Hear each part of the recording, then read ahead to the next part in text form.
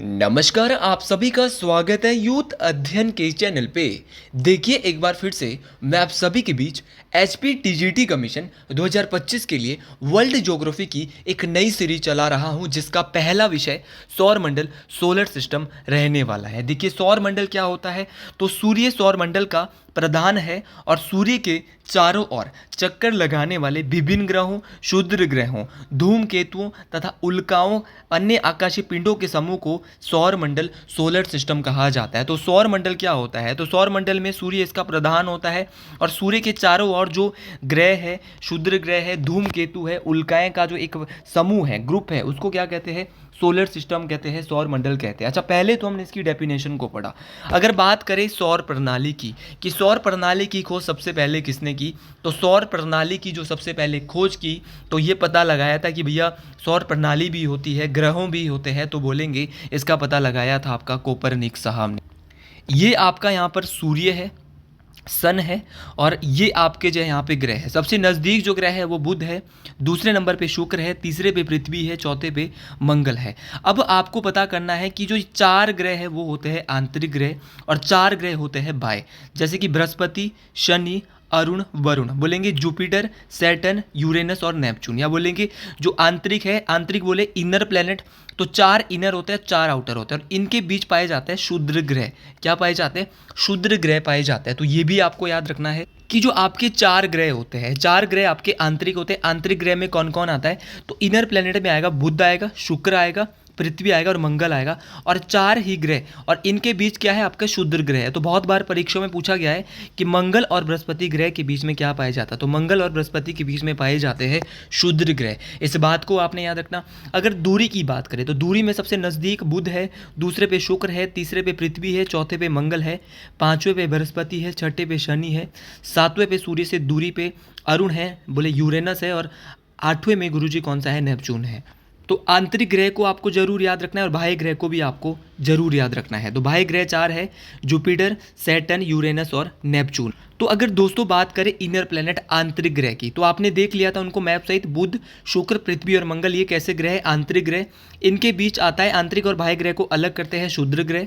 और अगर बात करें आपके आउटर प्लेनेट की, तो इसमें जिसको बाह्य ग्रह कहा जाता है, इसमें बृहस्पति, शनि, अरुण और वरुण आएगा। अगर आप भी एचपी टीजीटी कमीशन की तैयारी कर रहे हो और हमारे बैचेज के साथ जुड़ना चाहते हो तो जुड़िए मात्र और मात्र 499 रुपीज़ मंथ में। हम दे रहे हैं आपको लाइव प्लस रिकॉर्डेड क्लासेस, वो लाइव प्लस रिकॉर्डेड क्लासेस जहां पर आपको सारे के सारे सब्जेक्ट डिटेल में मिल रहे हैं। देखिए ये बैच उन भाई लोगों के लिए बिठाया गया है जो कि मिडिल क्लास फैमिली से बिलोंग करते हैं, जो भारी भरकम फीस नहीं भर सकते। उन लोगों के लिए ये हमारी सोच है, हर एक सब्जेक्ट बहुत डिटेल से डेप्थ में पढ़ाया जा रहा है, चाहे इकोनॉमिक्स है चाहे अदर सब्जेक्ट आपको, तो आप एक महीना इसको बिल्कुल ट्राई कर सकते हैं। और ये बैच जो चलने वाला है वो एग्ज़ाम तक चलने वाला है। अगर आप हमारे बैच के साथ जुड़ना चाहते हैं तो 7876145409 आप इस नंबर पे कांटेक्ट कर सकते हैं। तो सबसे पहले मैं यहाँ पे आपको आपके बीच लेके आया हूँ सूर्य से ग्रहों का दूरी क्रम। तो सबसे जो नज़दीक है, सूर्य से जो सबसे नज़दीक जो है वो कौन सा है, बुध ग्रह, दूसरे पे आता है शुक्र, तीसरे पे आता है पृथ्वी, चौथे पे आता है मंगल। अब पाँचवें पे अगर क्वेश्चन आएगा कि पाँचवें पे कौन आता है, तो पाँचवें पे बृहस्पति आता है, छठे पे शनि आता है, सातवें पे अरुण आता है, और आठवें में कौन आता है, वरुण आता है। तो आपको ये सारे के सारे याद रखने हैं कि बुध पहले पे आता है, दूसरे पे शुक्र आता है सूर्य से, तीसरे पे अर्थ आता है, चौथे पे मार्स आता है, पांचवें पे बृहस्पति जिसको आप जुपिटर बोलते हैं, छठे पे शनि आता है, फिर यूरेनस आता है, फिर नेपच्यून आता है। अच्छा, अगर ये तो है आपके, और ये चार जो शुरू के ग्रह इनको बोलते हैं इनर प्लैनेट, मैं थोड़ी देर पहले बता चुका हूँ, और चार जो ये बाहर वाले हैं इनको बोलते हैं भैया क्या, आउटर प्लेनेट। बोले गलती करने की आवश्यकता ना के बराबर होनी चाहिए। अगर बात करें ग्रहों का आकार घटते क्रम में कि सबसे बड़ा ग्रह कौन सा है, फिर उसके बाद दूसरे नंबर का सबसे बड़ा, तो ये तो था दूरी क्रम में। अब देखेंगे आकार इनका घटते क्रम में। तो सबसे बड़ा जो ग्रह है वो क्या है, घटते क्रम में देखेंगे, पहले बड़ा, फिर छोटा, फिर छोटा, फिर छोटा। तो सबसे बड़ा ग्रह आपको कुछ नहीं करना है, आपको सिर्फ बाह्य ग्रह उठाने हैं। चारों के चारों बाह्य ग्रह उठाए, सबसे बड़ा बृहस्पति, दूसरे पे शनि, तीसरे पे अरुण, चौथे पे अरुण, चार तक आपको अरुण और वरुण ये आपको उठाने हैं। पहले पे कौन है, बृहस्पति है, दूसरे पे शनि है, तीसरे पे अरुण है, चौथे पे वरुण है। आपने कुछ नहीं किया, आपने सिर्फ बाह्य ग्रह को उठाया। तो बाह्य ग्रह ही सबसे बड़े ग्रह है, पहला, दूसरा, तीसरा, चौथा। पाँचवें पे आती है हमारी फिर पृथ्वी। पाँचवें पे जो आकार की बात करें तो आकार में पाँचवा सबसे बड़ा ग्रह कौन सा है, पृथ्वी है। छठे पे शुक्र है, सातवें पे मंगल है और आठवें में सौर मंडल का सूर्य के सबसे नज़दीक पहले नंबर पे और सूर्य से सबसे छोटा, सौर मंडल का सबसे छोटा ग्रह कौन सा है तो बोलेंगे बुध ग्रह है।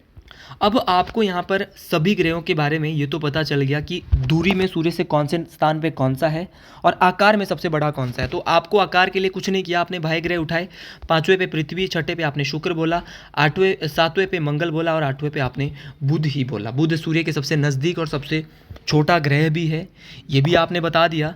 अच्छा, आपको याद रखना है कि शुक्र तथा अरुण ग्रह अन्य ग्रह की विपरीत दिशा में घूमते हैं। ये ग्रह पूरब से पश्चिम की ओर सूर्य की परिक्रमा करते हैं। कैसे करेंगे?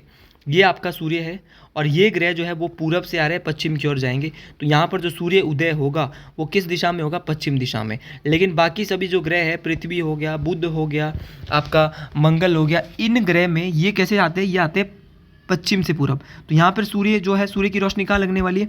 पूरब दिशा में लगने वाली है। तो इन ग्रह के बारे में आपने याद रखना है।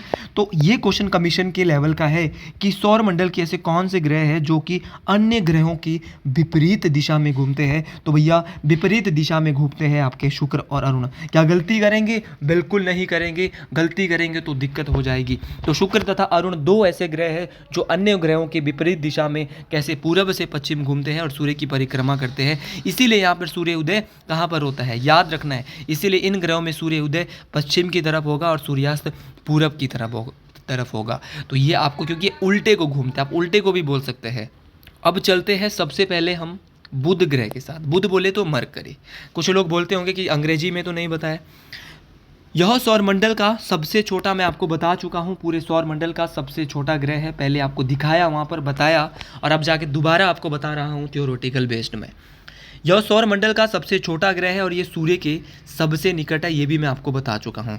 बुध ग्रह, सबसे महत्वपूर्ण क्वेश्चन जो बनता है, स्टार मार्क कर लीजिएगा कि बुध ग्रह जो है वो सूर्य की जो परिक्रमा है वो केवल और केवल 88 दिनों में करता है और ये सभी ग्रहों में सबसे कम समय लगाता है। तो सूर्य की परिक्रमा बोले तो सूर्य का जो ये परिक्रमा करता है, रेवोल्यूशन पीरियड जिसको आप बोलते हैं, ये सूर्य है और सूर्य के बाहर ये चक्कर जो लगा रहा है बुध ग्रह, वो सबसे कम दिनों में लगा रहा है। सभी ग्रहों में सबसे कम दिन लगाता है, 88 दिन लगाता है। आपके मन में आ रहा होगा पृथ्वी कितना लगाता है, तो पृथ्वी के बारे में भी बता दिया जाएगा। तो पृथ्वी जो बुध का जो एक साल बोले, जो पृथ्वी का हमारा 365 दिन का होता है, जो बुध ग्रह में कितना होता है? मात्र और मात्र भैया 88 दिन का होता है। टॉपिक बहुत बड़ा है, ये टॉपिक बहुत बड़ा है, इसीलिए मैं चाहूँगा कि इस टॉपिक को बहुत अच्छे से क्लियर करें, क्योंकि अगर क्लियर नहीं कर पाए इस टॉपिक को तो दिक्कत होने वाली है। अच्छा भैया, सूर्य का एक चक्कर 88 दिनों में लगाता है। बहुत बार ये क्वेश्चन पूछा गया है, जिसको क्या बोला जाता है? परिक्रमण काल बोला जाता है, रेवोल्यूशन पीरियड बोला जाता है। दूसरा होता है परिभ्रमण काल। परिभ्रमण काल बोले रोटेशन। जब देखो एक ग्रह जो है वो सूर्य का चक्कर भी लगाते हैं, उसको बोलते हैं परिक्रमा करना। लेकिन ग्रह अपने ही जगह पर भी, अपने ही एक्सिस पर, अपने ही अक्ष पर भी घूमते हैं, तो वो उसको बोलते हैं परिभ्रमण काल। तो याद रखना है, परिभ्रमण काल होता है जब कोई भी ग्रह अपने ही अक्ष पर घूमेगा, जो कि पृथ्वी के एक दिन के बराबर होता है घूमना। ठीक है, तो पृथ्वी अपने ही अक्ष पर एक दिन में 24 घंटे में घूमती है। ठीक है, लेकिन जो आपका बुध ग्रह है वो अपने अक्ष पर घूमने के लिए, या क्वेश्चन बोलेंगे कि पृथ्वी का जो परिभ्रमण काल है, रोटेशन पीरियड है, वो कितना है? 58 दिन और 6 घंटे है। तो 58.6 दिन आपको याद रखना है, गलती करने की आवश्यकता नहीं होनी चाहिए। अगर बात करें बुध ग्रह की, तो ये पृथ्वी के आकार से 18 गुना, ये क्वेश्चन पूछा जाएगा कि पृथ्वी के आकार से कितना छोटा है, तो पृथ्वी के आकार से भैया 18 गुना छोटा है आपका बुध ग्रह। गलती करने की आवश्यकता भाई और बहनों नहीं होनी चाहिए। अगर बात करें इस ग्रह की, तो इस ग्रह पर वायुमंडल नहीं है, जहाँ इसीलिए यहाँ पर जीवन संभव नहीं है। तो याद रखना है, एक जो बुध ग्रह है वहाँ पर कोई वायुमंडल नहीं है। जैसे कि पृथ्वी में आपने देखा है कि यहाँ पर वायुमंडल है, इसीलिए यहाँ पर जीवन संभव है। एकमात्र ऐसा ग्रह जहाँ पर जीवन संभव है वो है पृथ्वी। लोग बोलते हैं कि मंगल में जीवन संभव है, लेकिन क्यों नहीं है? एक रीजन है जिसकी वजह से जीवन संभव नहीं हो पा रहा है, बाकी मंगल भी पृथ्वी की तरह है। अगर बात करें बुध ग्रह की, तो यहाँ दिन बहुत गर्म होते हैं और रातें बहुत बर्फीली हो जाती है। इसका तापमान अगर बात करूँ मैं, तो सभी ग्रहों में सबसे अधिक टोटल मिला के, ठंडा गर्म मिला के 600 डिग्री सेल्सियस है। क्योंकि इसका तापमान, जो बुध ग्रह का जो तापमान है वो रात को -173 डिग्री, भैया बर्फ़ की तरह जम जाओगे। -173 डिग्री सेल्सियस जो है वो माइनस में रात को जाता है, रातें बर्फीली होती है और दिन में जो है वो 427 डिग्री सेल्सियस हो जाता है। भैया बोले तो ये बोलेंगे कि दिन में तो भैया आग लग जाती है पूरी तरीके से, 427 डिग्री हो जाता है और रात को कहाँ चले जाता है, माइनस 173 डिग्री में चले जाता है। तो टोटल मिला के 427 और आप 427 को गुना करेंगे, प्लस करेंगे 427 और 173 को, तो कितना हो जाएगा, कुल मिला के 600 डिग्री सेल्सियस तापमान यहाँ पे चले जाता है, चाहे माइनस प्लस को मिला के। तो दिन का भी याद रखना है, रात को भी याद रखना है। अगला ग्रह है हमारा शुक्र, जिसको आम भाषा में वीनस कहा जाता है। बहुत क्वेश्चन यहाँ से परीक्षा में बनते हैं, एक एक क्वेश्चन को मित्रों याद करें, क्योंकि क्वेश्चन याद करेंगे तो परीक्षा में बात बनेगी। तो याद रखना, यह पृथ्वी का सबसे निकटतम ग्रह। तो सीधा क्वेश्चन आता है कि पृथ्वी का सबसे निकटतम ग्रह कौन सा है, तो आसान भाषा में बोलेंगे कि जो शुक्र ग्रह है वो पृथ्वी का सबसे निकटतम ग्रह है। अब क्वेश्चन पूछने वाला क्वेश्चन ये भी दे देता है कि सबसे चमकीला, सबसे ब्राइटेस्ट ग्रह कौन सा है। देखिए, अगर तो आएगा सूर्य का सबसे निकट, तो इससे पहले करवा चुका हूं, बुध ग्रह सूर्य के सबसे निकट है। लेकिन अगर क्वेश्चन आएगा पृथ्वी के सबसे निकट, तो बोलेंगे भैया शुक्र ग्रह जो है वो पृथ्वी के सबसे निकट है। हड़बड़ाना नहीं है, हड़बड़ाने से जो है वो काम नहीं बनता। और सबसे चमकीला ग्रह कौन सा है, तो सबसे चमकीला ग्रह भी आपका, सबसे ब्राइटेस्ट प्लेनेट जो सोलर सिस्टम का है वो भी आपका शुक्र ग्रह है।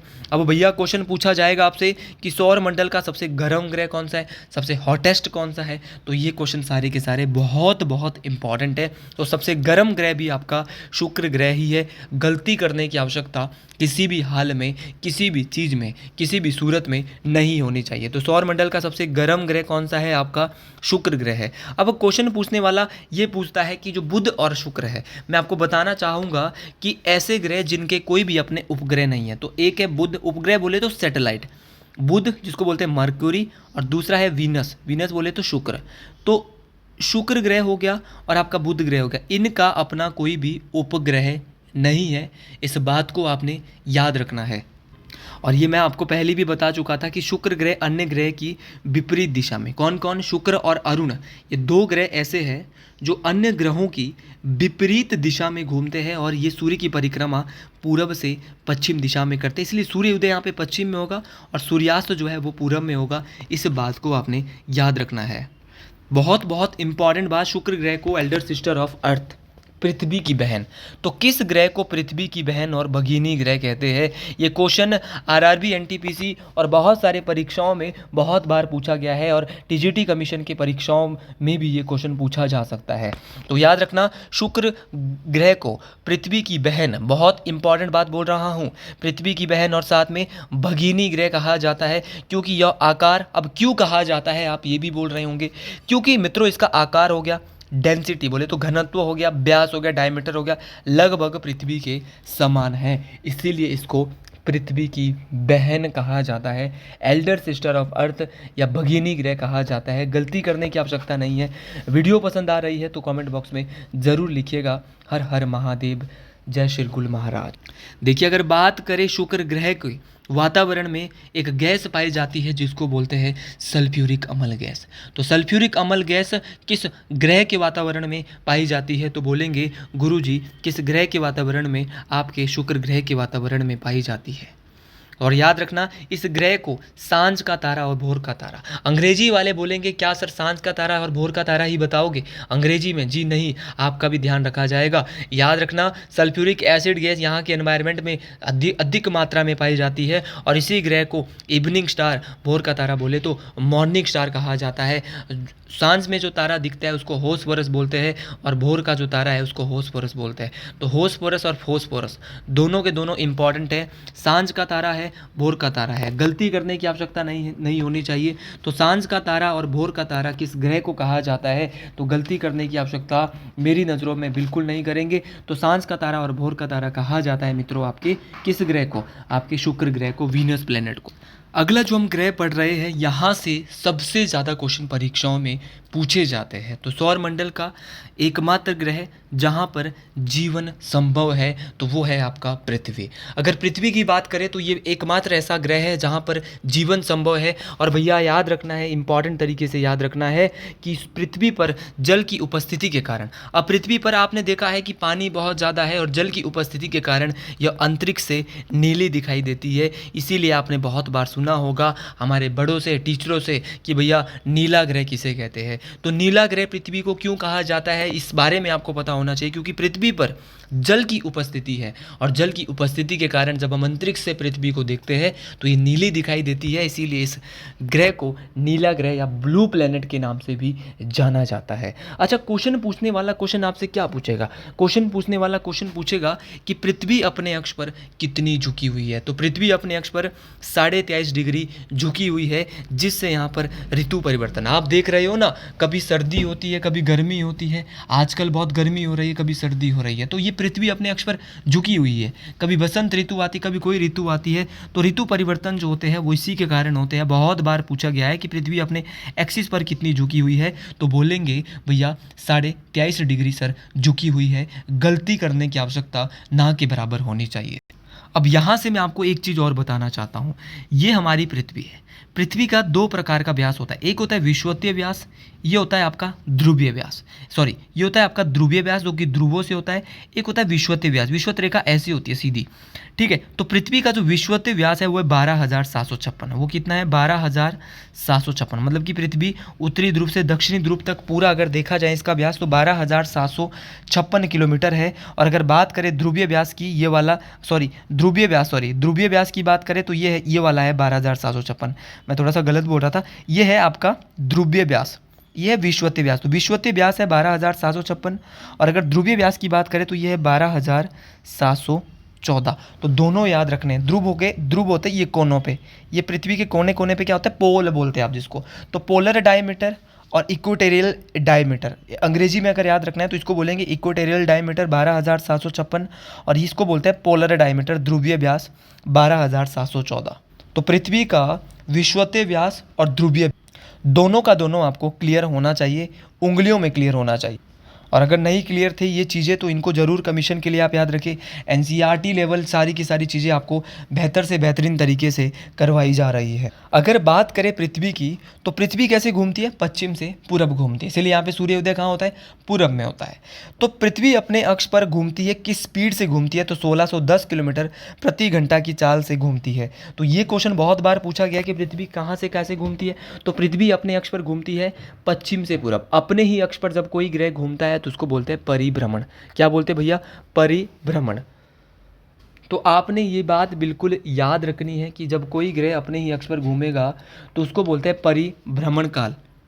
और पृथ्वी अपने अक्ष पर 1610 किलोमीटर से घूमने पर 23 घंटे 56 मिनट और 4 सेकंड, हम एक दिन 24 घंटे का मानते हैं। लेकिन अगर एग्जैक्ट हमारे टाइम के मुताबिक ना देखा जाए, हमारे पृथ्वी के मुताबिक देखा जाए तो एग्जैक्ट एक दिन 23 घंटे 56 मिनट 4 सेकंड का होता है। तो पृथ्वी अपने अक्ष पर घूमने पर, जैसे बुध ने 58 घंटे साथ 58 दिन और 6 घंटे लगाए, उसी प्रकार जो पृथ्वी है वो 23 घंटे 56 मिनट और 4 सेकंड में अपने अक्ष पर घूमती है। इस बात को आपने याद रखना है। अच्छा, अगर बात करें पृथ्वी सूर्य की परिक्रमा दीर्घ वृत्ताकार पथ पर कितने दिनों में करती है, तो 365 दिन 5 घंटे 48 मिनट और 46 सेकंड।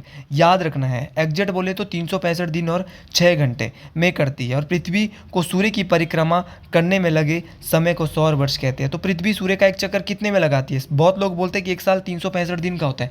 नहीं भैया, एक साल अगर पूरा देखा जाए तो 365 दिन 5 घंटे 48 मिनट और 46 सेकंड का होता है। आपको एग्जैक्ट याद करना है, चीज़ों के लॉजिक पता होने चाहिए, तब जाके टॉपिक को पढ़िए। अगर हवाई में पढ़ोगे तो कुछ चीज़ें क्लियर नहीं होने वाली है। मैं एक चीज़ आपको समझा देता हूँ यहाँ से कि मेहनत आपको करनी पड़ेगी, तब जाके बात बनेगी। तो अगर बात करें पृथ्वी की, तो ये 5 घंटे 48 मिनट 40 सेकंड कहाँ जाते हैं? ये 6 घंटे जो जाते हैं वो कहाँ जाते हैं? लगभग इनको 6 घंटे माना जाता है। हम हर साल 365 दिन का मानते हैं, लेकिन एक साल हम जो कितने दिन का मानते हैं वो 366 दिन का मानते हैं। जब फरवरी आपका कितने का हो जाता है? 29 साल का हो जाता है। बोलते हैं ना कि लीप ईयर कितने साल बाद आता है, तो लीप ईयर 4 साल बाद आता है। तो ये लीप ईयर वही होता है, 6 घंटे को जो हम 4 साल बाद 6 चौके कितना होता है? 24 होता है। तो 24 घंटे बोले तो एक दिन जो हम बढ़ा देते हैं 4 साल बाद हो, तो फरवरी 4 साल बाद कितने का हो जाता है? 29 फरवरी हो जाता है। फिर आपको ये लॉजिक ऐसे पता चलता है कि फरवरी 29 का भी सर था। देखिए, पृथ्वी का एकमात्र प्राकृतिक उपग्रह है और उस उपग्रह का नाम है क्या? चंद्रमा। आप सभी लोग जानते हैं कि पृथ्वी का क्या है? एकमात्र प्राकृतिक उपग्रह है। आप लोग इसको देखते भी होंगे, तो ये आपको याद रखना है कि पृथ्वी का एकमात्र नेचुरल सैटेलाइट कौन सा है। तो पृथ्वी का एकमात्र नेचुरल सैटेलाइट जो है वो चंद्रमा है। और अगर चंद्रमा की बात करें, मून की बात करें, तो इसको चंद्रमा को क्या कहा जाता है? याद रखना है, चंद्रमा को रात की रानी, क्या बोलेंगे भैया? रात की रानी भी कहा जाता है। तो किस उपग्रह को सौरमंडल में रात की रानी कहा जाता है? तो रात की रानी जो है वो चंद्रमा को कहा जाता है। इस बात को आपने याद रखना है। आपको लीप ईयर का कंसेप्ट, यहाँ से बहुत सारे कंसेप्ट आपको इस सीरीज से पता चलने वाले। इस सीरीज को लगातार देखिएगा। अच्छा, अब जानते हैं अगला कंसेप्ट। अगला कंसेप्ट जो हमारा है वो है पृथ्वी की, सूर्य से पृथ्वी की औसत दूरी। तो सूर्य से पृथ्वी की जो औसत दूरी होती है वो तो भैया 15 करोड़ किलोमीटर होती है। ये आप भी जानते हो, मैं भी जानता हूँ। टोटल मिला के 15 करोड़ किलोमीटर होती है एवरेज। लेकिन अगर बात करें, अगर तो क्वेश्चन आएगा सूर्य से पृथ्वी की औसत दूरी कितनी होती है? 15 करोड़ किलोमीटर होती है। लेकिन एक घटना आती है जो जब पृथ्वी सूर्य के सबसे नज़दीक होती है, और एक घटना आती है जब पृथ्वी सूर्य के सबसे दूर होती है। दोनों घटनाओं को आपने याद रखना है। तो पृथ्वी और सूर्य जब नज़दीक होते हैं तो ये दूरी बहुत कम होती है, 14.70 करोड़ होती है। लेकिन क्वेश्चन पूछा जाता है कि पृथ्वी सूर्य के नज़दीक कब होती है?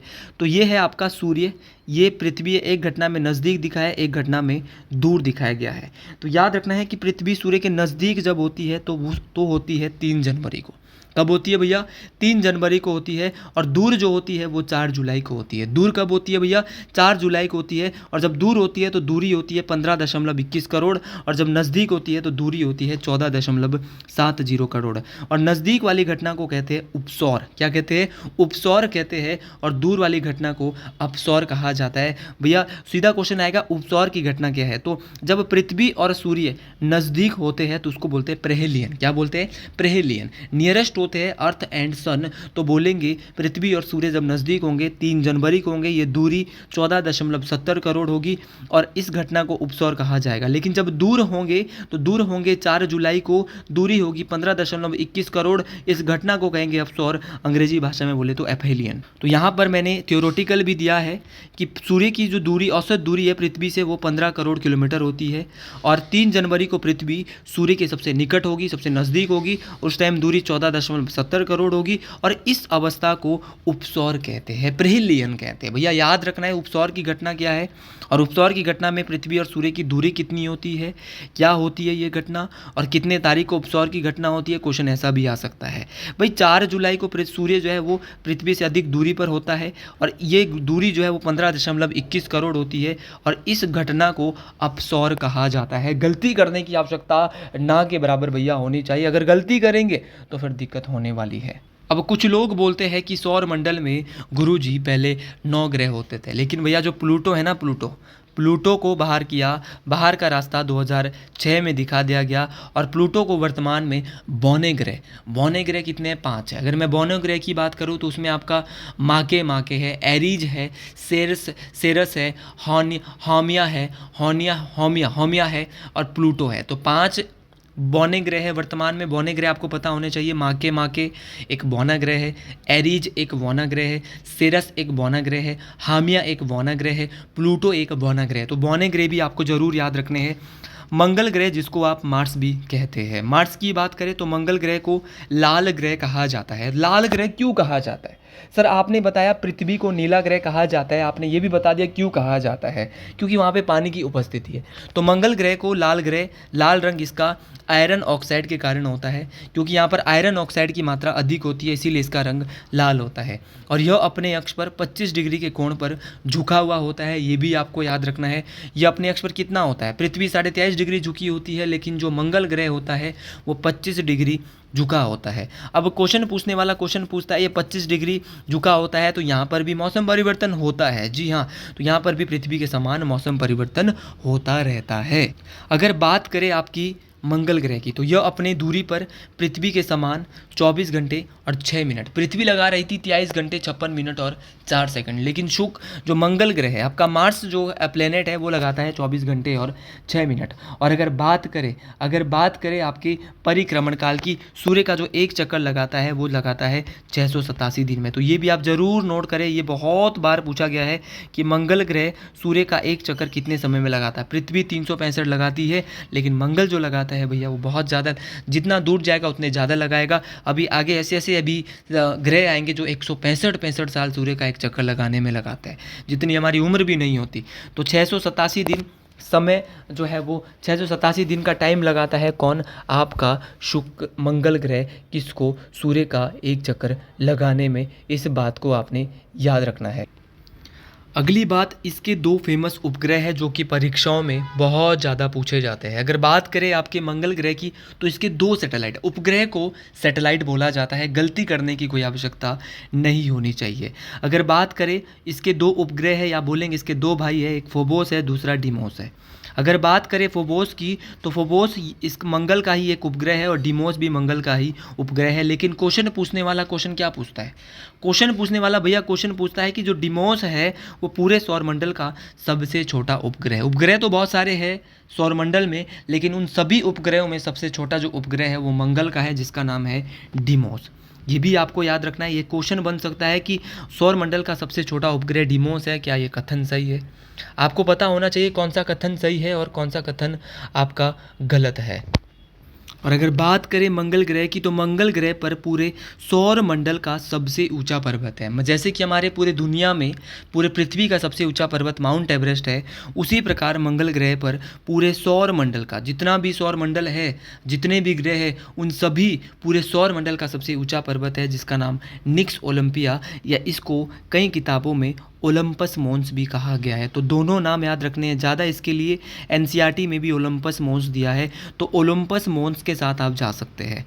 तो ओलंपस मोन्स जो है वो क्या है, पूरे सौर मंडल का सबसे ऊंचा पर्वत है पूरे, ये बात आपको याद रखना। और ये माउंट एवरेस्ट के भी 3 गुना है। मतलब माउंट एवरेस्ट की ऊंचाई कितनी है, तो माउंट एवरेस्ट की ऊंचाई आप जानते हैं 88,48.86 मीटर है, लेकिन इसकी जो ऊंचाई है वो क्या है, माउंट एवरेस्ट के 3 गुना है। तो समझ लो भैया बहुत ज़्यादा है। अब आते हैं आगे चलते हैं बृहस्पति। अब हम 4 ग्रह के बारे में बहुत डिटेल से पढ़ चुके हैं, थोड़ा वीडियो लंबी ज़रूर जाएगी, लेकिन ये वीडियो पूरी देखिएगा, मज़ा तब आने वाला है, क्योंकि अगर चीज़ों को अच्छे से पढ़ोगे तो मज़ा उतना ज़्यादा आने वाला है। आगे बात करते हैं बृहस्पति।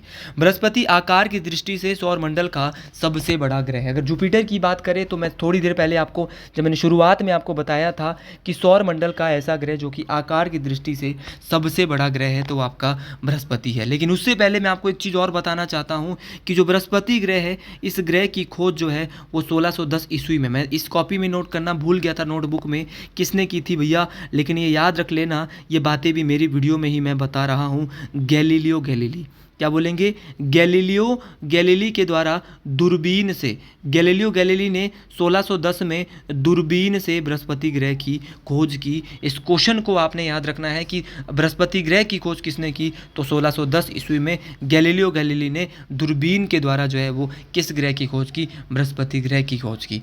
अब क्वेश्चन पूछा जाता है, यह मुख्य रूप से गैस का गोला है। ये गैस का गोला है, जी हाँ, ये मतलब एक गैस से बना हुआ गोला है, गैसीय पिंड है। और अगर बात करें इस ग्रह की तो यह ग्रह अपनी दूरी पर सबसे तेज़ी से घूमता है। मैंने बोला जब कोई भी ग्रह अपने अक्ष पर घूमता है तो उसको क्या बोलते हैं, रोटेशन, परिभ्रमण काल बोलते हैं। तो सबसे तेज़ी से अपने ही अक्ष पर घूमने वाला जो ग्रह है वो आपका कौन है, बृहस्पति ग्रह है। भैया गलती करने की आवश्यकता नहीं है, मात्र और मात्र 9 घंटे और 55 मिनट में अपने अक्ष पर जो बृहस्पति ग्रह है वो घूमता है। गलती करने की आवश्यकता नहीं होनी चाहिए। तो क्वेश्चन कैसे परीक्षा में बनेगा, क्वेश्चन बनेगा कि सौरमंडल का ऐसा ग्रह जो अपने अक्ष पर सबसे तेजी से घूमता है, तो बोलेंगे भैया बृहस्पति ग्रह है। गलती करने की आवश्यकता सर बिल्कुल भी नहीं है, ना के बराबर है। और अगर बात करें बृहस्पति की तो बृहस्पति ग्रह अपने अक्ष पर तो सबसे तेज़ी से घूमता है, लेकिन जो सूर्य की परिक्रमा करने में, सूर्य का जो एक चक्कर लगाने में है वो 11 साल और 9 महीने का समय लगाता है। इस बात को आपने याद रखना है। और अगर बात करें, ये कभी कभार पेपर में 12 वर्ष आता है तो 12 वर्ष भी आप लेके चले, लेकिन अगर एग्जैक्ट बोले, एग्जैक्ट कितना लगाता है तो बोलेंगे 11 वर्ष और 9 महीने लगाता है। लेकिन क्वेश्चन पूछेगा कि इस ग्रह के वायुमंडल में हाइड्रोजन हीलियम की अधिकता है। तो ये बात आपको याद रखना है कि हाइड्रोजन और हीलियम, क्योंकि मैंने ऊपर ही आपको बोला था यह एक प्रकार का गैसीय पिंड है, गैस का गोला है। और ये बात आपको याद रखनी कि इस ग्रह के वायुमंडल में हाइड्रोजन और हीलियम की अधिकता है, इस बात को आपने याद रखना है। और आपको याद रखना है कि सौरमंडल का सबसे बड़ा उपग्रह, अभी बोला था हमने इससे पहले मंगल में डिमोस आपने पढ़ा था, और डिमोस को मैंने बोला कि ये पूरे सौरमंडल का सबसे छोटा उपग्रह है। लेकिन भैया बात करें आपके गैनीमेड की, तो गैनीमेड बृहस्पति का एक उपग्रह है और ये पूरे सौरमंडल का सबसे बड़ा उपग्रह है। तो सौरमंडल का सबसे बड़ा उपग्रह कौन सा है, तो बोलेंगे भैया गैनीमेड है। एक एक चीज़ बहुत ध्यान से पढ़ाई जा रही है, महत्वपूर्ण तरीके से पढ़ाई जा रही है, तो आप इन चीज़ों को बहुत अच्छे से कवर कीजिए। अगला जो उपग्रह है वो है सैटर्न। सैटर्न बोले तो भैया शनि ग्रह की बात करते हैं, तो यह ग्रह आकार की दृष्टि से दूसरा सबसे बड़ा ग्रह है। तो आकार की दृष्टि से दूसरा सबसे बड़ा ग्रह कौन सा है, तो बोलेंगे गुरुजी शनि ग्रह है। शनि जिसको आप सैटर्न बोलते हैं। सैटर्न ग्रह की जो विशेषता है, इसकी विशेषता है कि इसके तल के चारों ओर रिंग पाई जाती है। रिंग बोले तो वलय पाई जाती है, वलय पाई जाती है, और इन वलय की जो संख्या होती है वो भैया 7 होती है, और यह आकाश में पीले तारे के समान दिखाई देता है। तो याद रखना, जो ये आकाश में ऐसा कौन सा ग्रह है सौरमंडल का जो आकाश में पीले तारे के समान दिखाई देता है, तो वो आपका शनि ग्रह है। अब क्वेश्चन पूछा जाएगा कि यहाँ पर किस ग्रह में वलय पाई जाती है, और उन वलय की संख्या 7 होती है, तो वो भी सैटर्न में 7 रिंग्स पाई जाती है। इस बात को आपने याद रखना है। भैया क्वेश्चन पूछा जाता है कि टाइटन क्या है, तो टाइटन शनि ग्रह का सबसे बड़ा उपग्रह है जिसका आकार बुध के समान है। तो ये क्वेश्चन भी परीक्षाओं में बनता है कि सौर मंडल का ऐसा उपग्रह, ऐसा सैटेलाइट जिसका आकार मरकरी प्लेनेट के समान है, तो बोलेंगे भैया टाइटन है। तो शनि का जो उपग्रह है उसका नाम क्या है, शनि का सबसे बड़ा उपग्रह है उसका नाम है टाइटन। और अगर बात करें शनि ग्रह की, तो इसका घनत्व बहुत कम है, इसकी डेंसिटी जो है, इसका भार जो है बहुत कम है। अगर इस ग्रह को जल में रखा जाए तो ये जल में डूबेगा नहीं बल्कि तैरने लगेगा। तो सौर मंडल का ऐसा ग्रह जिसका डेंसिटी बहुत ज़्यादा है, और डेंसिटी ज़्यादा होने के कारण इसे अगर जल में डुबाया जाएगा तो ये डूबेगा नहीं, ये क्या है उसके ऊपर तैरने लग जाएगा, तो वो है आपका शनि ग्रह। और अगर बात करें आज से, ये क्वेश्चन आप सभी लोग मेरे को कमेंट बॉक्स में बताएंगे कि बृहस्पति के पास वर्तमान में कितने उपग्रह हैं और शनि के पास वर्तमान में कितने उपग्रह हैं। तो दोनों में डिबेट चली रहती है, ऊपर नीचे बढ़ते रहते हैं। पहले बृहस्पति था, फिर शनि आया, अब जो है वो दोबारा जो है वो कौन आया है, तो आप ज़रूर मेरे को कमेंट बॉक्स में बताएं, वरना अगली वीडियो में ये डाउट मैं आपका क्लियर करा दूंगा। अगला है हमारा ग्रह अरुण जिसको आप बोलते हैं यूरेनस। देखो आकार में ये क्या है, तीसरा सबसे बड़ा ग्रह। अगर क्वेश्चन आएगा कि सौर मंडल का ऐसा ग्रह जो कि आकार में तीसरा सबसे बड़ा ग्रह है, तो बोलेंगे भैया यूरेनस है, अरुण ग्रह है, कोई दिक्कत लेने वाली बात नहीं है गुरुजी। अब क्वेश्चन पूछेगा कि सूर्य से दूरी पे कौन सा नंबर पे आता है, तो सूर्य से दूरी पे 7वें नंबर पे आता है। लेकिन शनि ग्रह से एक चीज़ ज़रूर याद रखना कि शनि ग्रह अपने अक्ष पर घूमने में कितना टाइम लगाता है, तो अपने अक्ष पर घूमता है 10 घंटे और 7 मिनट, मतलब कि बृहस्पति से थोड़ा ज़्यादा समय लगाता है। बृहस्पति तो 9 घंटे 55 मिनट लगाता है, सभी ग्रहों में सबसे कम लगाता है। लेकिन शनि जो लगाता है वो 10 घंटे और 7 मिनट लगाता है। और शनि जो है वो सूर्य का एक चक्कर, किसका चक्कर, सूर्य का एक चक्कर लगाने, जिसको आप परिक्रमण काल बोलते हैं, वो लगाता है 29 साल और 4 महीने। कितना टाइम लगाता है, 29 साल और 4 माह लगाता है। इस बात को आपने याद रखना है। तो दोस्तों आपको याद रखना है कि अब हम बात कर रहे थे अरुण की। ये आकार में सौरमंडल का ऐसा ग्रह जो कि तीसरा सबसे बड़ा ग्रह है, और दूरी में बात करूँ तो 7वां सबसे दूर स्थित है। अगर अरुण ग्रह की बात करें तो इस ग्रह की खोज सर विलियम हर्शल ने 13 मार्च 1781 ईस्वी में की थी। तो याद रखना 13 मार्च 1781 को सर विलियम हर्शल के द्वारा अरुण ग्रह की खोज की गई थी। लेकिन क्वेश्चन पूछने वाला क्वेश्चन ये पूछता है कि अपने अक्ष पर कितना झुका हुआ है। मंगल 25 डिग्री है, पृथ्वी 23.5 डिग्री है, लेकिन जो आपका अरुण ग्रह है ये अपने अक्ष पर लगभग 82 डिग्री झुका हुआ है। इसीलिए इस ग्रह को ये लेटा हुआ हमें दिखाई देता है। इसीलिए इस ग्रह को क्या बोलते हैं, लेटा हुआ ग्रह कहते हैं। क्या बोलते हैं भैया, लेटा हुआ ग्रह कहते हैं। अगर परीक्षाओं में सीधा क्वेश्चन आएगा कि ऐसा कौन सा ग्रह है जो कि लगभग 82 डिग्री झुका हुआ है, तो बोलेंगे आपका अरुण ग्रह है। अरुण ग्रह की खोज किसने की थी, सर विलियम हर्शल के द्वारा 13 मार्च 1781 ईस्वी में की गई थी। लेकिन भैया क्वेश्चन पूछते हैं कि मीथेन गैस की अधिकता के कारण यह ग्रह हरे रंग का दिखाई देता है। ये मेरा कोई पूरा डिटेल लेक्चर नहीं है, लेकिन फिर भी आपको लग रहा होगा कि क्वालिटी और कंटेंट आपके लिए बेहतरीन तरीके से। अब आप हमारे बैचेज में आएंगे तो वहाँ अलग चीज़ है, जीके के लिए बहुत मेहनत की जाती है, और यूथ अध्ययन चैनल अगर जाना जाता है तो ये क्वालिटी और कंटेंट के लिए जाना जाता है। आप सभी लोगों का प्यार इसी तरह हम मेरे चैनल के साथ बना रहेगा, तो एक दिन मेरा चैनल आप लोगों की जो आशीर्वाद से है, भगवान भोलेनाथ के आशीर्वाद से, वो 50K तक भी जाएगा। और मैं यही चाहता हूँ कि हिमाचल का एक चैनल हो के 50K तक पहुँचना मेरे लिए बहुत बड़ी बात है। तो आप ये मेरा सपने को पूरा कर सकते हैं। इस चैनल को ज़्यादा से ज़्यादा लोगों तक शेयर कीजिएगा, सब्सक्राइब कीजिए अगर आपको मेरा कंटेंट थोड़ा भी पसंद आता हो। देखिए, अगर बात करता हूँ मैं अरुण ग्रह की, तो यहाँ पर मीथेन गैस, वही मीथेन गैस जिसे आप आम भाषा में मार्च गैस भी कहते हैं, तो मीथेन गैस की अधिकता के कारण यह ग्रह हरे रंग का दिखाई देता है, इसीलिए इस ग्रह को हरा ग्रह भी कहा जाता है, ग्रीन प्लेनेट भी कहा जाता है। और अरुण ग्रह का जो सबसे बड़ा उपग्रह है वो है टाइटेनिया। शनि का इससे पहले आपने सेम पढ़ा था, लेकिन उसका नाम था टाइटन। क्या नाम था? टाइटन। लेकिन अगर अरुण की बात करें तो उसका है टाइटेनिया। अगर बात करें, ये अपने अक्ष पर घूमने में टाइम लगाता है 17 घंटे। बोले तो अरुण ग्रह जो है अपने ही अक्ष पे घूमता है 17 घंटे में, जिसको आप बोलते हैं परिभ्रमण काल। तो परिभ्रमण काल है इसका 17 घंटे, और ये सूर्य की जो परिक्रमा करने में समय लगाता है, परिक्रमण काल जिसको आप बोलते हैं, रोटेशन पीरियड जो इसका है भैया वो कितना है? तो परिक्रमण काल की बात करें तो इसका परिक्रमण काल जो है वो कितना है? 84 वर्ष है। इस बात को आपने ज़रूर याद करना है, ज़रूर ऐड कर लेना है, ये चीज़ें परीक्षाओं में काम आने वाली है। अगला है वरुण ग्रह। देखिए, हाथ से चीज़ों लिखाई जाती है, मेहनत करके एक एक चीज़ अपने हाथ से लिखी है, ढूंढ के लिखा रहा हूँ, तभी बोल रहा हूँ। बहुत कीमती बेश कीमती ये वीडियोज़ है, इन वीडियोज़ को ज़्यादा से ज़्यादा देखिएगा, ये क्वालिटी और कंटेंट आपको पसंद आने वाला है। तो वरुण ग्रह की खोज की थी 1846 में, किसने की थी? जॉन गाले साहब ने की थी। सर जॉन गाले साहब ने की थी। ये सूर्य से क्या है? पहला क्वेश्चन तो सबसे इंपॉर्टेंट है, आकार में चौथा सबसे बड़ा ग्रह और सूर्य से सबसे दूर 8वें नंबर पर स्थित ग्रह कौन सा है? तो बोलेंगे भैया वरुण ग्रह है, कोई दिक्कत लेने वाली बात नहीं है। और इस ग्रह का, वरुण ग्रह का जो सबसे बड़ा उपग्रह है वो ट्राइटन है। शनि का टाइटन पढ़ा, फिर आपने अरुण का टाइटेनिया पढ़ा, और वरुण का क्या पढ़ रहे हैं? ट्राइटन पढ़ रहे हैं। और वरुण ग्रह सूर्य की परिक्रमा करने में, सूर्य का एक चक्कर लगाने में जो समय लगाता है वो लगाता है 164 साल और 8 महीने। कभी कभार परीक्षाओं में 165 साल भी दिया होता है। और अपने ही अक्ष पर जो घूमता है वो घूमता है 16 घंटे में। तो सूर्य का एक चक्कर लगाने में 165 साल, सबसे ज़्यादा दिन कौन लगाता है? तो आपका वरुण ग्रह, जिसको आप हिंदी भाषा में अंग्रेजी में नेपच्यून बोलते हैं। तो अगर आपको वीडियो पसंद आई है तो वीडियो के अंत में कमेंट बॉक्स में ज़रूर लिखिए जय श्री गुरु महाराज, हर हर महादेव। आज के लिए इतना ही, मिलते अगले वीडियो में। जय हिंद, जय हिमाचल प्रदेश, हर हर महादेव।